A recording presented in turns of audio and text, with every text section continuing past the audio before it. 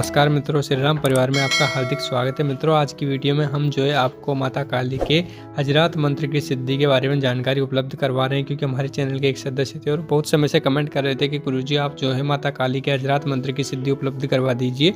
तो वही जो है आज हम इस वीडियो में आपको उपलब्ध करवाएंगे। अब देखिए, हजरात मंत्र की सिद्धि वैसे बहुत ज़्यादा कठिन होती है, लेकिन अगर इसको बहुत ही संयम और धैर्य के साथ पूरे विधि विधान से किया जाए तो बहुत ही जल्दी आपको इसमें सिद्धि प्राप्त हो जाती है। तो क्या आपको करना है, क्या नहीं करना है, किन किन चीज़ों का ध्यान रखना है, वो सारी चीज़ें मैं आपको बताऊंगा, इसलिए आप पूरी वीडियो को ध्यान से देखिएगा। और जो भी लोग वीडियो में पहली बार आए हैं, मैं उन्हें बता दूं कि भाई जी मैं इस चैनल पर आपको धर्म अध्यात्म से जुड़ी हुई कई प्रकार की जानकारी, पुस्तकें और सामग्री उपलब्ध करवाता हूँ। तो अगर आपको भी ये सारी चीज़ें प्राप्त करनी है तो ज़रूर आप हमारे चैनल से जुड़िए और जो घंटे का बटन है उसे ज़रूर चालू कीजिएगा। देखिए, हजरात जो होता है वो बहुत ही ज़्यादा पावरफुल भी होता है। ये किसी भी प्रकार की जानकारी आपको उपलब्ध करवा सकता है। आपकी कोई भी वस्तु खो गई है या फिर कोई भी वस्तु जिसके बारे में आपको जानकारी प्राप्त करनी है, या फिर कोई व्यक्ति है जिसके भूत भविष्य वर्तमान के बारे में कोई जानकारी चाहिए, तो वो सारी चीज़ें जो है इससे बहुत ही आसानी से आप जो है सारी जानकारी प्राप्त कर सकते हैं। ये एक बहुत ही चमत्कारिक हजरात होता है और बहुत ही चमत्कारिक प्रभाव इसके होते हैं। माता काली का जो हजरात होता है वो बहुत ही ताकतवर होता है और उसके अंदर आपको जो है बहुत सारे चमत्कार देखने को भी मिल जाते हैं। अब देखिए, हिंदू तंत्र में जो है माता काली के और भगवान हनुमान जी के हजरात मुख्यतः लोग सिद्ध करते हैं, क्योंकि इन्हीं का लोग जो है ज़्यादातर उपयोग करते हैं। नहीं तो अन्य देवताओं के मंत्रों के द्वारा उनके हजरात को भी सिद्ध किया जा सकता है। अब देखिए, मुस्लिम पद्धति में भी हजरात चलता है, उसमें भी जो है जिन्न परी आदि का हजरात सिद्ध किया जाता है और उनसे जो है प्रश्न किए जाते हैं। हमारे हिंदू तंत्र में जो है बंगाली पद्धति में मुख्यतः हजरात के मंत्र चलते हैं और उसके अंदर जो है आप मुख्य रूप से हनुमान जी और माता काली का हजरात ही सिद्ध करते हो। अब देखिए, साधना शुरू करने से पहले इस साधना के कुछ नियम मैं आपको बता देता हूँ। वो बहुत ही सामान्य से नियम है, इसी साधना के लिए नहीं बल्कि हर साधना में वो नियम आपको ध्यान में रखने चाहिए। वो क्या है कि भाई, जब भी आप कभी कोई भी साधना करो, ये साधना नहीं बल्कि कोई भी साधना क्यों ना करो, अपने पितृ देवता, कुल देवता और ग्राम देवता को कभी नहीं भूलना चाहिए, उनसे आज्ञा जरूर लेनी चाहिए। और तंत्र क्षेत्र में आने से पहले गुरु धारण करना तो अनिवार्य होता ही है, अगर आपके गुरु नहीं है, क्योंकि बहुत सारे लोग ऐसे होते हैं जिनको गुरु नहीं मिल पाए और जो तंत्र साधनाएं करना चाहते हैं। तो देखिए, अगर आप सौम्य साधना कर रहे हो, कोई सात्विक साधना कर रहे हो, तो वहाँ पर भगवान शिव को, अपने इष्ट देव को गुरु मानकर कर सकते हो। लेकिन वहीं पर अगर कोई प्रत्यक्षीकरण वाली यानी खतरनाक साधना कर रहे हो, तो वहाँ पर आपको शरीरधारी गुरु की आवश्यकता पड़ेगी, उसके बिना आप साधना नहीं कर सकते। इसलिए गुरु का होना बहुत ज़्यादा अनिवार्य भी है। अब देखिए, बहुत सारे लोग क्या करते हैं कि भाई ये कहते हैं कि भाई जो पुस्तकों में जो आपको मंत्र जानकारी उपलब्ध करवाई जाती है, क्योंकि हमारे पास हमने भी कई सारी बहुत सी पुरानी पुस्तकें आपको उपलब्ध करवाई हैं, तो वो पुस्तकों में जो जानकारी होती है वो पूर्ण रूप से गलत होती है। तो ऐसा बिल्कुल भी नहीं होता। जो पुस्तकों में जानकारी और जो मंत्र उपलब्ध करवाए जाते हैं वो होते तो सही हैं, लेकिन उनको सही तरीके से प्रयोग करना कोई नहीं जानता, क्योंकि पुस्तक में आपको जो विधि बताई जाती है वो विधि अब की नहीं बल्कि बहुत समय पहले की है, और वो विधि अब आपके लिए काम भी नहीं आएगी। क्योंकि अगर आपको किसी भी मंत्र की साधना सिद्ध करनी है तो सबसे मेन चीज़ यही होती है कि भाई आपके साथ गुरु का होना अनिवार्य है। अब गुरु का होना अनिवार्य क्यों है कि जब भी आप किसी भी मंत्र की साधना सिद्ध करते हो तो जो मंत्र की ऊर्जा होती है उसे गुरु की शक्ति से ही जो है एक तरीके से गति मिल पाती है। अगर आपके साथ जो है गुरु मंत्र की शक्ति है तो किसी भी साधना में सफलता प्राप्त करना आपके लिए कठिन नहीं है, लेकिन अगर गुरु मंत्र की शक्ति नहीं है तो आपको साधना में सफलता प्राप्त नहीं होगी। आप ऐसे समझ सकते हो कि अगर आपको कोई गाड़ी स्टार्ट करनी है तो गुरु मंत्र की जो शक्ति है वो उस गाड़ी की चाबी है। जब तक आपके पास चाबी नहीं होगी तो आपकी जो गाड़ी है वो स्टार्ट नहीं होगी, आप उसको धक्के देके ही जो है आगे ले जा सकते हो। तो वही चीज़ें यहाँ पर होती है, इसलिए गुरु का होना बहुत ज़्यादा अनिवार्य है। जिनके गुरु नहीं है वो भगवान शिव को या फिर इष्ट देव को गुरु बनाकर सौम्य साधनाएं कर सकते हैं। ज़्यादा खतरनाक साधना करना चाहते हो तो किसी अच्छे साधक के सानिध्य में जाकर ही वो साधना आपको करनी है। इसलिए जो किताबों में जो साधना उपलब्ध करवाई जाती हैं वो सभी साधनाएं गलत नहीं होती, बल्कि अच्छी साधनाएं भी होती हैं, लेकिन उनको जो है गुरु की देखरेख में, गुरु के द्वारा उनसे मुख से प्राप्त विधि और मंत्र के द्वारा ही उन साधनाओं को करना चाहिए। अब देखिए, हजरात जो होता है उसकी बात करते हैं तो हजरात इतना ज़्यादा पावरफुल, इतना ज़्यादा चमत्कारी होता है कि ये 1000 किलोमीटर दूर से भी कोई भी जानकारी आपको लाकर तुरंत दे सकता है, खोए हुए व्यक्ति के बारे में बता सकता है।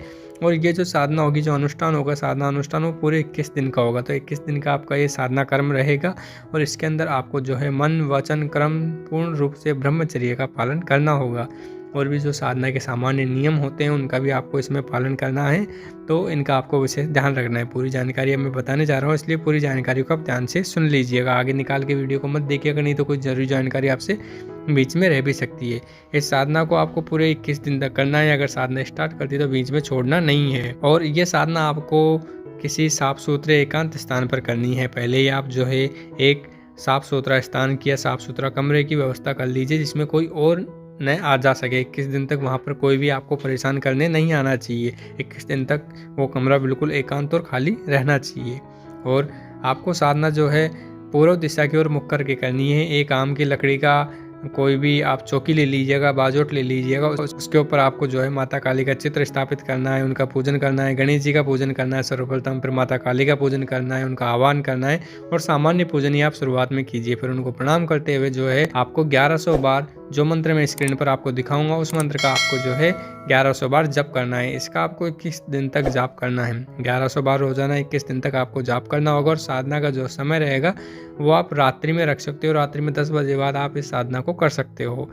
और अगर आप चाहो तो सुबह ब्रह्म मुहूर्त में भी इस साधना को कर सकते हो और किसी अन्य समय पर मत कीजिएगा।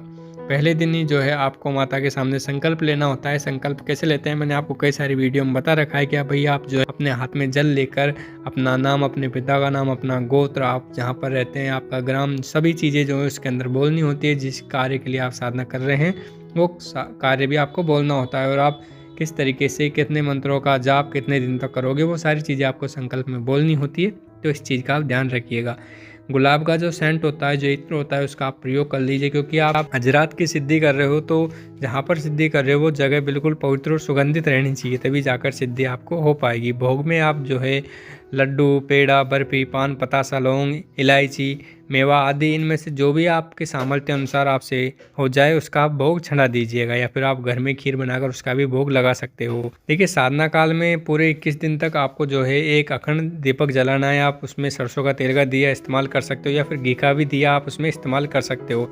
लेकिन जिस समय आप साधना का जाप शुरू करने के लिए बैठोगे उस टाइम पे घी का दिया जलाकर ही आपको जो है धूप सुलगाकर बैठना है। देखिए साधना काल में आपको जो है देसी घी का दिया जलाना है जो कि पूरे साधना काल में जलता रहना चाहिए और धूप सुलगाकर आपको साधना में बैठना है, जिससे कि आपका जो आसपास का जो वातावरण है वो पूर्ण रूप से शुद्ध और पवित्र हो जाए। आप कोई भी अनुष्ठान अगर करते हैं, मंत्र अनुष्ठान करते हैं तो आत्मरक्षा का प्रबंध आप पहले से ही कर लीजिएगा। इसके अंदर भी जो है आप अपनी सुरक्षा गहरा खींच लीजिएगा, सुरक्षा मंत्र का पहले ही सिद्ध कर लीजिएगा। साधना विषय में सभी नियमों को आपको सावधानी पूर्वक पालन करना है और बहुत ही ईमानदारी से आपको जो है साधना करनी है। पूर्ण ईमानदारी और पूर्ण ब्रह्मचर्य और पूर्ण संयम और धैर्य के साथ इस साधना को कीजिए, जिससे कि पहली बार में आपको इसमें सफलता प्राप्त हो जाएगी। जब भी किसी भी साधना को करते हैं तो उसकी पूरी जानकारी आपको गुप्त रखनी है जब तक आपको सिद्धि प्राप्त नहीं हो जाती। एक बार जब हजरात सिद्ध हो जाएगा तो जीवन भर आपको ये सिद्धि प्राप्त रहेगी और आप जीवन भर इससे लाभ प्राप्त कर सकते हैं। और देखिए ये जो विधि मैंने बताई है वो 100% प्रमाणिक विधि है, इससे आपको हजरात सिद्धि हो जाएगी। और जब आपका जो मंत्र अनुष्ठान पूरा हो जाता है 21 दिन का, तो अंतिम दिन जो है आपको कपूर जलाकर उसकी माता के सामने कपूर जलाकर उससे जो है एक काजल बना लेना है। काजल बनाकर उसको आप किसी भी डिब्बी के अंदर आप रख सकते हो। और फिर जब भी आपको हजरात से कोई भी कार्य करवाना हो तो आप जो है 10-12 बरस के एक लड़के को लीजिए। अब जब किसी भी आप लड़के को ले रहे हो तो उसके माता पिता की अनुमति के साथ ही आप लीजिएगा। बिना अनुमति के अगर आप लोगे तो गलत रहेगा, इसलिए अनुमति के साथ ही आपको लेना है। और 10-12 वर्ष का लड़का होना चाहिए, ज़्यादा बड़ा भी नहीं होना चाहिए। 15 साल तक चल सकता है, उससे बड़ा लड़का नहीं होना चाहिए। तो 10-12 वर्ष का हो तो बहुत ही अच्छी बात है। उसको स्नान कराकर साफ़ सुथरा वस्त्र पहनाकर आसन पर बिठाइए और फिर 121 बार मंत्र पढ़कर गुड़ को अभिमंत्रित करके उस बच्चे को खिला दीजिए। उसके बाद में उसका जो दाएं हाथ का अंगूठा होता है उसके ऊपर जो आपने काजल की स्याही बनाई थी उसको लगा देना है, जिससे कि जो पूरा नाखून है वो काला हो जाना चाहिए। और उस बच्चे से कहिए कि भाई अब तुम इसके ऊपर ध्यान एकाग्रचित करो। अब देखिए जो आपको ये कार्य करना है, जब बच्चे को लेकर बैठ रहे हो तो वहाँ पर कोई भी कृत्रिम रोशनी नहीं होनी चाहिए। अगर नॉर्मल जो कि आपका दिन का उजाला होता है वो बहुत होता है, नहीं तो आप एकांत स्थान पर बिल्कुल अंधेरे कमरे में भी जहाँ पर थोड़ी थोड़ी रोशनी आ रही है वहाँ पर भी इस कार्य को कर सकते हैं। लेकिन कृत्रिम रोशनी वहाँ पर मत रखिएगा, भाई आपने लाइट जला दी, ऐसा मत कीजिएगा। प्राकृतिक रोशनी में ये कार्य कीजिएगा तो ज़्यादा अच्छा रहेगा। नहीं तो आप ये बात नहीं कि भाई आप कृत्रिम में नहीं कर सकते, कृत्रिम में कर सकते हो, लेकिन अगर प्राकृतिक में करोगे तो ज़्यादा अच्छा रहेगा। अब देखिए जब आप बच्चे को उसके अंदर देखने को कहोगे तो फिर वो ध्यान एकाग्रचित करके उसके अंदर देखेगा, तब आप उसके पास में बैठकर जो है इस मंत्र का जाप करते रहिएगा। और जब आप मंत्र का जाप करते रहोगे तो उस बच्चे को जब कोई आकृति दिखाई दे तो वो आपको कहेगा, उससे आप पहले ही बता दीजिएगा भाई अगर तुम्हें कोई आकृति दिखाई दे तो आप मुझे बता देना। जब उस बच्चे को उस अंगूठे के अंदर कोई आकृति दिखाई दे तो वो आपको बता देगा, तब आपको समझ लेना चाहिए कि आपका जो मंत्र है वो पूर्ण रूप से सिद्ध हो गया। अब उस बच्चे को एक मैदान की तरह दिखाई देगा, उसमें कुछ आकृतियाँ दिखाई देंगी, धीरे धीरे उसको जो है वहाँ पर एक मनुष्य की जैसी आकृति दिखाई देगी। तब उस बच्चे से आप कहिए कि भाई तुम कहो कि भाई झाड़ू लगाने वाला हाजिर हो, तो झाड़ू लगाने वाला वहाँ पर हाजिर होगा। और उससे कहिए कि भाई अब तुम यहाँ पर झाड़ू लगाओ, यानी कि उस बच्चे से कहलवाइए उस व्यक्ति से कि भाई अब तुम यहाँ पर झाड़ू लगाओ। तो उस मैदान के अंदर जो व्यक्ति हाजिर हुआ है वो वहाँ पर झाड़ू लगाएगा। उसके बाद में जब वो झाड़ू लगा देगा तो वो बच्चा आपको बताएगा इसने झाड़ू लगा दी है। तो फिर आप बच्चे से कहिए कि अब जो है जो भंगी आता है, भंगी साहब आते हैं जो पानी छिड़कते हैं, आप उसको बुलाइए। उसके बाद में वो आएंगे पानी छिड़कने के लिए, तब बच्चा आपको बता देगा।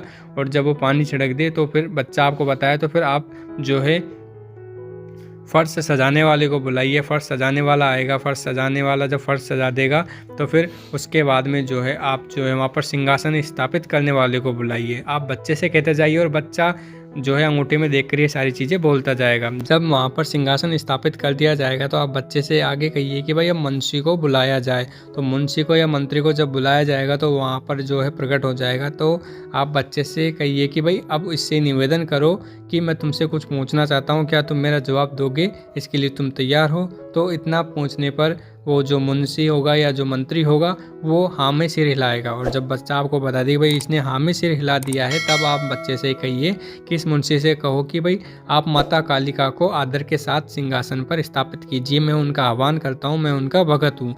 इस तरीके से जब आप बच्चे के द्वारा माता कालिका का आह्वान करोगे तो माता कालिका जो आकर हैं वो आसन पर बैठ जाएगी। जब माता कालिका आसन पर विराजमान हो जाए तो बच्चे का उस टाइम पे आपको फूल अगरबत्ती से पूजन करना है। और जो मंत्री या जो मुंशी है वो माता कालिका से प्रश्नों के उत्तर करेगा और वो बच्चे को बताएगा और बच्चे के द्वारा आपको वो उत्तर प्राप्त होंगे। तो आप कोई भी प्रश्न हो या फिर कोई भी आपकी चीज़ हो वो आप बच्चे से कहिए। और बच्चा जब मंत्री से कहेगा तो वो मंत्री जो है माता कालिका से उस प्रश्न का जवाब प्राप्त करेगा। मान लीजिए अगर कोई चीज़ बच्चे को समझ नहीं आ रही है तो बच्चा कह सकता है कि भाई ये चीज़ तुम मुझे लिख कर बताओ। तो जो मंत्री होगा वो बच्चे को वो चीज़ किसी स्लेट या किसी भी चीज़ के ऊपर जो है लिख कर भी बता देगा। तो यहाँ पर जो है प्रश्न करने का जो माध्यम होता है माता काली से वो मुंशी या मंत्री होता है जो उनके सेवक होते हैं। और आपका जो साधक का माध्यम होता है वो बालक होता है। बालक के माध्यम से जो हाजरात है वो सिद्ध किया जाता है, उसको देखा जाता है।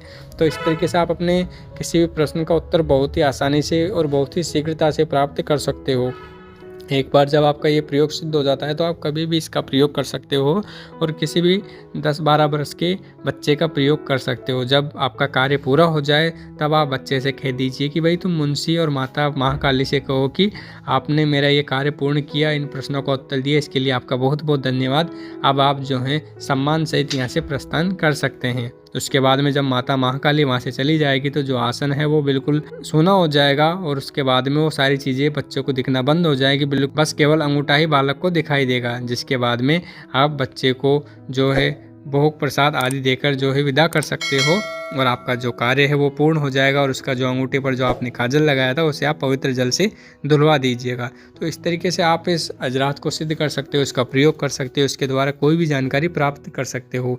आपको जो भी प्रश्न पूछने होते हैं वो बच्चे के द्वारा पूछने होते हैं, तभी आपको उनके उत्तर प्राप्त हो पाते हैं। और जो आपको प्रश्नों के उत्तर मिलते हैं वो मुंशी के द्वारा माता कालिका से या भगवान हनुमान जी से मंत्रों के उत्तर प्राप्त होते हैं। तो इस तरीके से जो है वो माता महाकाली का अजरात सिद्ध होता है और इसी तरीके से भगवान हनुमान जी का अजरात भी होता है। बस उसमें मंत्र थोड़ा अलग होता है, नहीं तो विधि सारी यही रहती है। इससे क्या होता है कि जब आप अजरात को बुलाते हो तो वहाँ पर जो है आप हनुमान जी को बुलाते हो और हनुमान जी के द्वारा सादे जो आपके प्रश्न होते हैं उनके उत्तर आप प्राप्त करते हो। तो माता महाकाली के जो हजरात है उससे संबंधित सारी जानकारी मैंने आपको पूरे विस्तार के सहित बताई है, कोई भी जानकारी छूटी नहीं है। तो अगर कोई जानकारी आपके समझ में नहीं आए तो आप बता दीजिएगा, दोबारा से उसको मैं फिर से आपको बता दूंगा। और सारी जानकारी वैसे मैंने आपको पूरे विस्तार से बताई है, आपको सारी जानकारी समझ में आ गई होगी। कोई फिर भी नहीं आई हो तो नीचे कमेंट कर दीजिए, आपको मैं कमेंट में ही समझा दूंगा या फिर अलग से वीडियो बनाकर दोबारा से उपलब्ध करवा दूंगा। तो इस तरीके से आपका हजरात सिद्ध हो जाएगा, 100% आपका हजरात इससे सिद्ध हो जाएगा। और बस सबसे मेन चीज़ यही है कि भाई आप जो है पूरी मेहनत और लगन के साथ इस साधना को कीजिए। आपको कोई भी दिक्कत नहीं आएगी, आपकी सिद्धि 100% हो जाएगी। तो सारी जानकारी पूरी विस्तार से बताइए, कोई दिक्कत आई हो तो आप बता दीजिएगा। और आपने वीडियो को देखा इसके लिए मैं आपका तहे दिल से हार्दिक धन्यवाद करता हूँ। आपको कोई परेशानी नहीं आएगी, सिद्धि प्राप्त हो जाएगी, आप इसको 100% कर सकते हो। बस यही है कि जब तक प्रयोग सिद्ध ना हो तब तक सारी जानकारी को गुप्त रखिएगा। एकांत स्थान पर आपको ये कार्य करना है और 21 दिन तक जब तक ये कार्य चलेगा तब तक आपका जो है अखंड घी का दीपक जलता रहना चाहिए। इत्र आदि का आप प्रयोग कीजिएगा जहाँ पर आप साधना कर रहे हो उस जगह पर, जिससे कि वो स्थान पवित्र और सुगंधित रहेगा। अपने मन को नियंत्रित रखिएगा, तभी जाके आपको इस साधना में सफलता प्राप्त होगी। कभी भी साधना का गलत प्रयोग करने की कोशिश ना करें और जिस भी बालक का आप इसमें प्रयोग करो वो उसके माता पिता की आज्ञा से ही साधना में आपके जो प्रयोग है उसमें प्रयुक्त होना चाहिए। नहीं तो अगर आप ज़बरदस्ती या फिर किसी भी गलत तरीके से प्रयोग करोगे तो वहाँ पर आपको नुकसान ही भुगतना पड़ेगा। इसलिए माता पिता की आज्ञा होने पर ही बालक का आप प्रयोग कर सकते हो। तो सारी जानकारी मैंने आपको बता दी। अगर कोई जानकारी समझ में नहीं आई हो तो आप बता दीजिएगा। आपका बहुत बहुत धन्यवाद जो आपने वीडियो को पूरा देखा, इसके लिए आपका तहे दिल से हार्दिक धन्यवाद। हो सके तो वीडियो को जरूर आगे भी जरूर शेयर कीजिएगा। आपका बहुत बहुत धन्यवाद। जय माँ भवानी, माँ भवानी आप सभी का कल्याण करें।